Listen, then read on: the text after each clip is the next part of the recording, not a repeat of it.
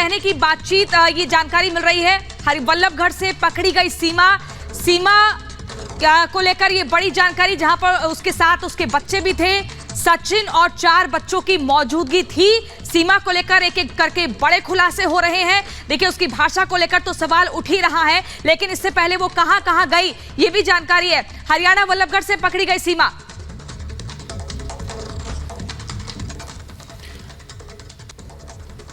तो वहीं सीमा पर एटीएस का शिकंजा पूरी तरीके से कस चुका है। कल तकरीबन 8 घंटे तक उससे पूछताछ की गई, पूछताछ आज भी होगी। आखिर कौन से सवाल हैं जिनके जवाब जो हैं वो सीमा को देने हैं, आखिर वो कौन से खुलासे हैं जो सीमा कर सकती है, इस रिपोर्ट के जरिए आपको दिखाते हैं।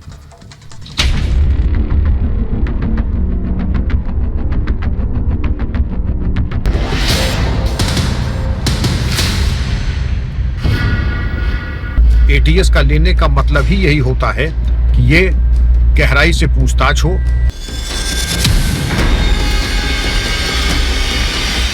अगर इस तरह से होने लगे तो देश में घुसपैठियां आने लगेंगे। सरकार को इससे गंभीरता से लेना चाहिए, क्योंकि ऐसे तो कोई भी आ जाएगा हमारे यहाँ। साजिश की सीमा कहां तक?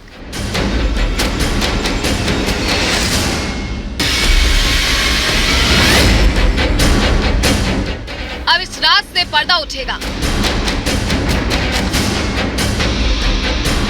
सरहद पार सीमा जल्द बेनकाब होगी और सारा हिस्सा।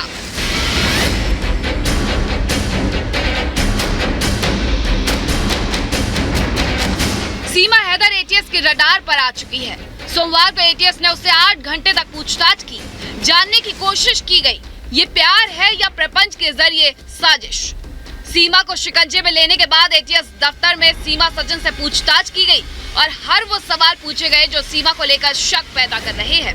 सूत्रों से मिली जानकारी के मुताबिक पाकिस्तान से भारत तक कैसे आई, पाकिस्तान से दुबई और फिर नेपाल कैसे गई, भारत पहुंचने में किन किन लोगों ने मदद की, 3 आधार कार्ड और पासपोर्ट कहां से आए, सचिन की पत्नी के नाम पर आधार कार्ड कैसे बना। सीमा सचिन से पूछताछ में एटीएस ने इस बात का पता लगाने की कोशिश की कि उनके मददगार कौन कौन रहे हैं, क्योंकि सिर्फ सचिन की मदद से सीमा पाकिस्तान से हिंदुस्तान पहुंच जाए ऐसा संभव नहीं लगता। सूत्रों के मुताबिक एटीएस ने पूछताछ के दौरान इससे संबंधित कई सवाल किए। सचिन से पहली बार कहां मुलाकात हुई, 3 मोबाइल और 5 सिम कैसे आए, भारतीय सिम दिलवाने में किसने मदद की, इस्तेमाल के बाद मोबाइल क्यों तोड़ दिया, बॉर्डर पर तलाशी लेने को लेकर पूछे सवाल। एटीएस का लेने का मतलब ही यही होता है कि ये गहराई से पूछताछ हो। आवश्यकता अनुसार लाई डिटेक्टर टेस्ट और पॉलीग्राफ टेस्ट भी किया जाए। जो तमाम अभिलेख आदि हैं उसका सत्यापन किया जाए और इनके जो भी विभिन्न बयान आए हैं न्यूज चैनल आदि के ऊपर, उसके बारे में भी कार्रवाई की जाए। एटीएस अपनी पूछताछ में सीमा हैदर के बैकग्राउंड की पड़ताल भी कर रही है।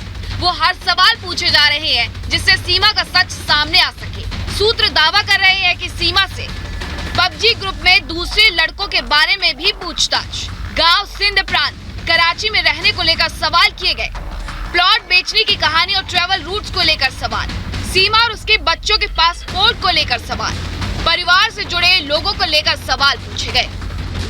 पहले तो उनकी जांच होनी चाहिए कि वो किस तरीके से देश में आए।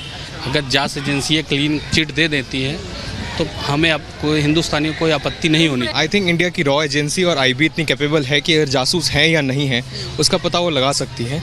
तो हमें थोड़ा वेट करना चाहिए, जो रिपोर्ट होता है उसके बाद फिर एक्शन लेना चाहिए। कोई आदमी इस तरह से बिना वीज़ा लिए हुए, बिना परमिशन के देश के अंदर आता है और तो वो शक के दायरे में तो आ ही जाता है, और शक के दायरे में आता है तो कानून अपना काम करेगा। सीमा हैदर से एक एक कर वो सवाल किए जा रहे हैं जो उस पर जासूस होने के शक को गहराता है।